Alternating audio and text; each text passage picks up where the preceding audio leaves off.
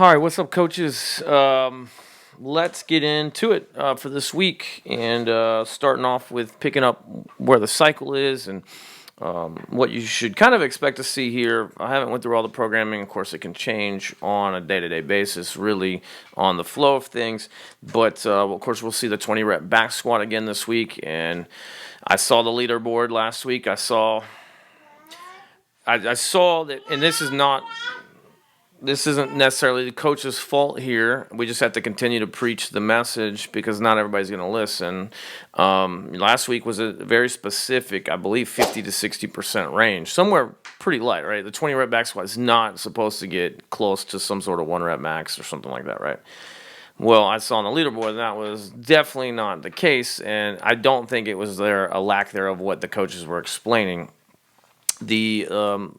The list of what the progress of this is going to be, because it is going to be through the duration of 8 to 10 weeks, and I'm sure there'll be some time off and deload situation there, but ultimately we're going to see this on a consistent basis. There's supposed to be an increase from that start of week one.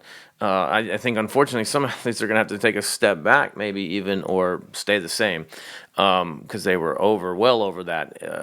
I don't have it in front of me, but the breakdown was if you were like somewhere in the 125 to 185 range of your one rep, which would be a 1 rep, you'd be increasing by 5 pounds this week off of what you did your 20 rep last week. If you were in these bigger numbers, it could be 10 to 15 pounds, okay? But we're going to take what they did last week, so hopefully in Wodify they can see the date of what they, the last 20 rep back squat. It should pop right up. And they're going to increase that by 5 or 10 pounds. So that's what they're going to be warming up for in that 20 rep back squat. We'll see that, I think, on Tuesday this week. Of course, that could change.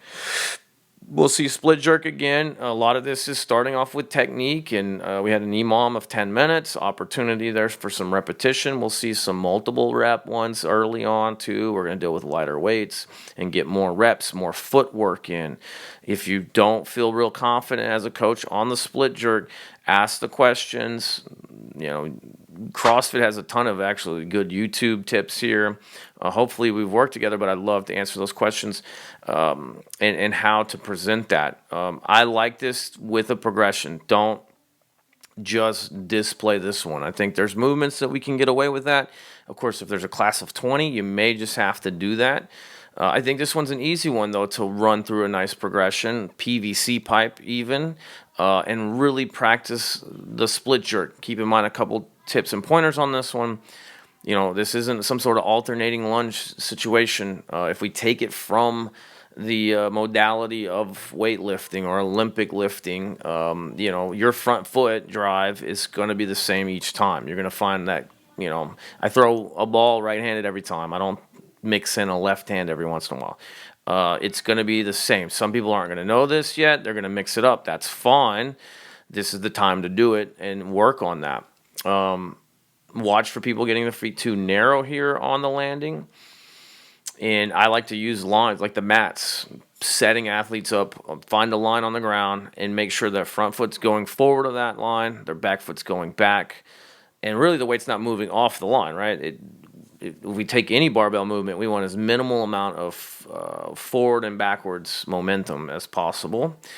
And so apply that on the split jerk. We'll also be seeing clean complexes like we did. They're not going to be the same every week. It is going to be about getting heavier towards the end of the cycle and developing that based off of some hangs off the ground, some high hangs, in the moderate volume range early, and then probably the lighter volume range later. We're going to see some Turkish get-ups this week. I think it's going to be Wednesday or maybe Friday. I haven't nailed that down either. It's been a little while. I know at Willis we did some just a few, probably months ago.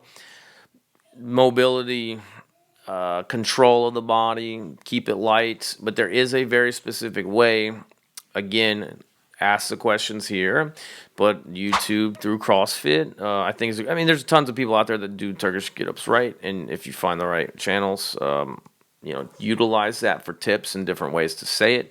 But CrossFit has, that's the arrow that we're following. So they have a YouTube channel of all the movements. It might even be easier to find on CrossFit.com.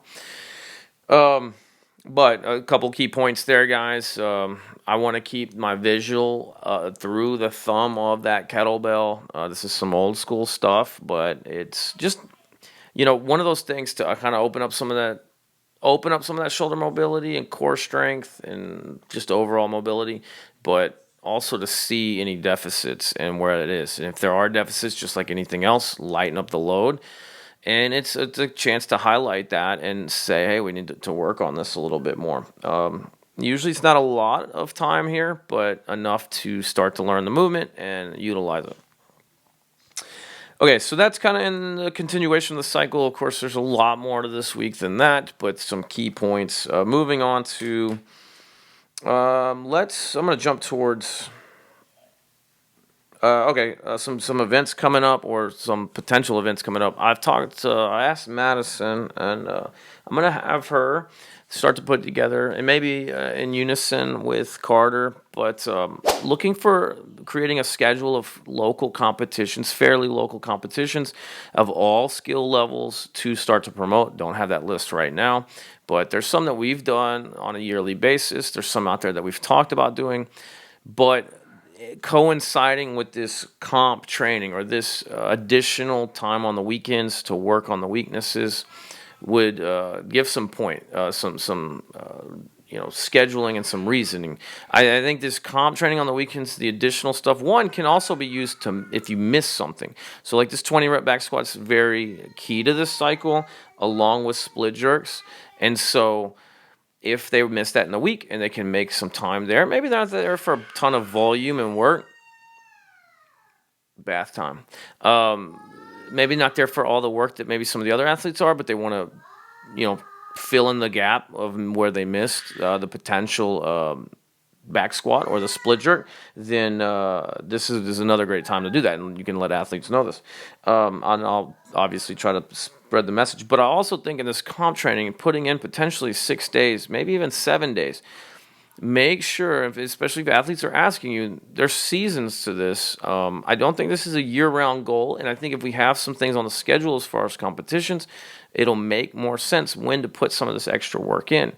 I've always said this in our training anyway, even if we're just hitting 4 or 5 days a week, just in the regular week, I think there's days that you train and then there's days that you're going hard, and it can't be every day that you're just going hard. There's things that we have to work on. Well, some of this extra volume practice, whatever, has to be trickled down into that same vein of, whoever's working with you. It can't be, I'm going to place first or get the podium every single workout or piece, right? Some of this stuff has to be chopped up, slowed down. And then as we may have a competition on the calendar, then we've got to ramp up the engine, okay? And then so that may look different than when you're putting in the extra work too.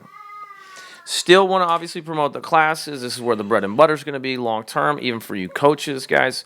Love having y'all in the classes. I think that's very important, guys. And a key part of who I want on staff is that you are involved in the classes. It doesn't have to be every day. I know we might be putting in our own work, but getting in a class or two, I think, is part of the community vibe. Athletes like to see the people that are training them and guiding them do the things that they're doing, just like us athletes like to watch the best of the best at the CrossFit Games. It's not that I can do those things sometimes or ever, but being able to see them. Now, are we as coaches, Matt Fraser, Tia Toomey?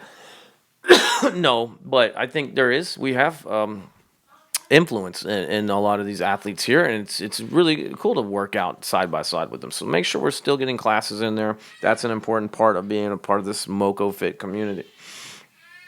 Okay, so comp training, we'll get some sessions out there. Murph, trying to get this done where we're going to be at the city of Conroe at I think it's called Veteran Memorial or Veterans Flag Park, I believe. I'm not 100% sure of the name, but it's right off 45 there. It's got the big loop, concrete loop around that pond. They got the flags, and they have the parking lot right there by the library. This is something a couple of years ago we tried to get done, and timing wasn't great for it. I've talked to a few people. It might be something we can get done and have a community event where we actually raise money for veterans in the local community and have vendors and make a nice big situation to one, spread the Murph workout for those that want to do it, of course, in our community as well, and just be leaders in our community as athletes of the gym, not just coaches, but our athletes. I think this is a great place to show that off, but to show people, what that workout really means, right? Coming from the CrossFit space. So that's potential, not on the docket yet. So we'll announce that when it does happen, if it does. May 2nd, we're going to have a community hike. Anybody that wants to do it, we're going to be actually camping there that Friday night and Saturday night. But the Saturday morning at 9 a.m., if you don't camp or not, you can come and get the pass for the day, come hang out for the day, come camp, and make it an event, family friendly, great park if you've never been. The hike itself, I think the intent there is to get into it. Well, maybe we can make it into RX and model, intermediate and scaled version. Who wants to go on the 7 or 10 mile hike? Who wants to go on the 3 mile hike? Whatever. There's tons of maps and different treks to go on or paths. So, but that is just a fun trip. If you've got a camper, you can pull it out there. That's what we'll be telling folks. And if you want a tent camp, if you just want to come out that morning, picnic with us, hang out, and then go home, that's cool too. Just a community event. And we're going to finish real quick on really some on leaning towards phase 2 of CrossFit Conroe. And right now, we should have some rower repairs coming soon with some new monitors. Hopefully that'll fix a few of those rowers, and that's just the issue there.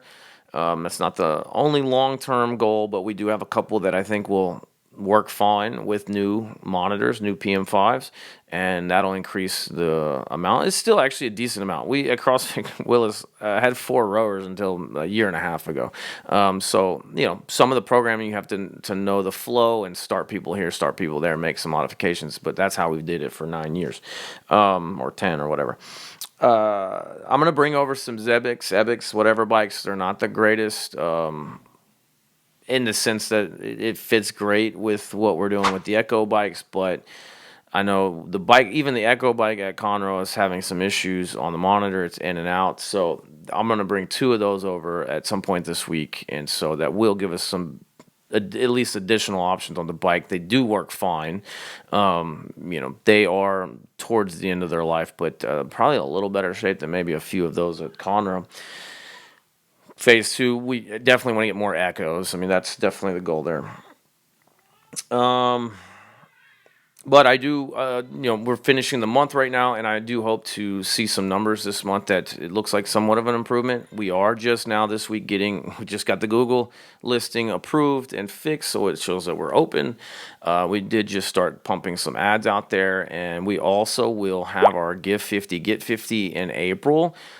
Something to say there for that. Anybody that's asked that question, any members of the gym have a friend that want to come in, and if they sign up, we'll put that referral on their account. The member that signs up is going to get $50 off their first month, their first 4 weeks, I should say.